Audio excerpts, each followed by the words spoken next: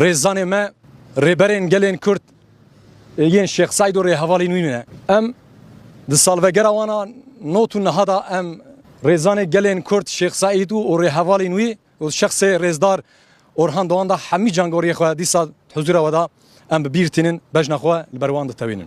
Gotinekî rêzdar Orhan Doğan heye gotinekî navdar e.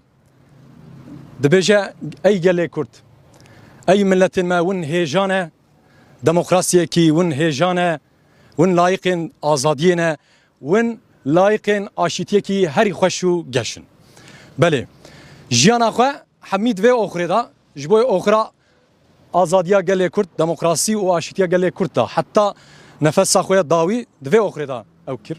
Ji ber vê yekê rêzanê gelê Kurd e, ji ber vê yekê rêçzanê gelê Kurd e, em ê jî heta emrê me dawî hebe, em ê ji bo azadiya gelê Kurd, ji bo demokrasî